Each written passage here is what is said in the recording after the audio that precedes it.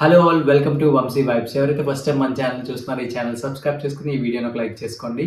So ఈరోజు మనం చూసిన మూవీ 'అనగనగా ఒక రాజు'.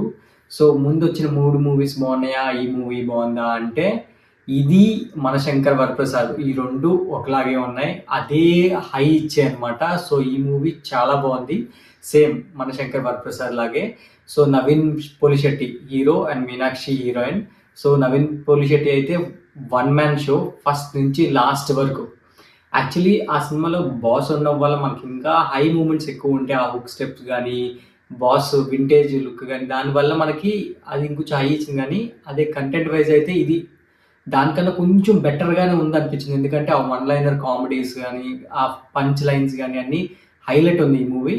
సో ఎవరైనా సరే ఈ సంక్రాంతికి కళ్ళు మూసుకుని ఈ మూవీకి వెళ్ళిపోవచ్చు. ఎందుకంటే ఫస్ట్ హాఫ్ ఎంత హై ఉందో సెకండ్ హాఫ్ కూడా అంతే హై ఉంది. ఎందుకంటే మిగతా మూవీస్ అయితే లైక్ 'రాజాసాబ్' కానీ, మన 'శంకర్ వరప్రసాద్' కానీ, లేదంటే నిన్నొచ్చిన 'భక్త మహాశయులకు విజ్ఞప్తి'. సో ఏంటంటే ఎక్కడో దగ్గర డ్రాప్ అయిన సిచ్యువేషన్స్ ఉన్నాయి. బట్ ఈ సినిమా ఫస్ట్ నుంచి లాస్ట్ వరకు ఒకే లెవెల్లో వెళ్ళింది. Full on fun.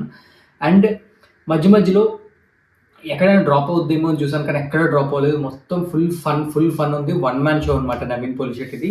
And second హాఫ్లో ఏంటంటే ఒక ఎలక్షన్ పీరియడ్ ఒకటి ఉంటుంది. అక్కడ కొంచెం చిన్నది 1 ఇంచ్ డ్రాప్ అయినట్టు అనిపిస్తుంది. కొంచెం లాగా అనిపిస్తుంది. బట్ స్టోరీకి అది అవసరం.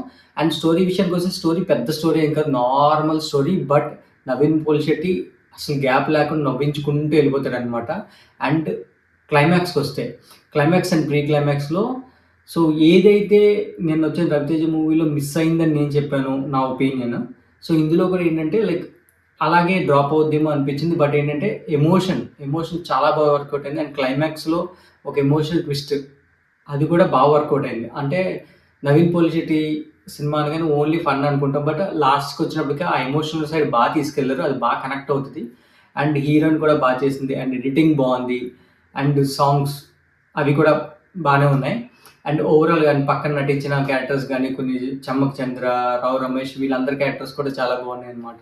సో అందరూ బాగా చేశారు. బట్ సినిమా అంతా మనం ఎలా అయితే బాస్ సినిమాలో చిరంజీవిని చూస్తామో, సినిమాలో నవీన్ పోలిశెట్టి ఫస్ట్ నుంచి లాస్ట్ వరకు నవ్వించుకుంటూ వెళ్తాను అనమాట, ఎక్కడా గ్యాప్ లేకుండా. వన్ లైనర్స్ అయితే యాక్చువల్లీ ఈ రైటర్స్ని మన టీవీ షోల్లో పెడితే టీవీ షోలు ఇంకా పెద్ద హిట్ అయిపోతాయి. ఎందుకంటే అంత బాగా రాశారు. అన్ని వన్ లైనర్స్ బాగా పేలాయి అనమాట. Full on fun.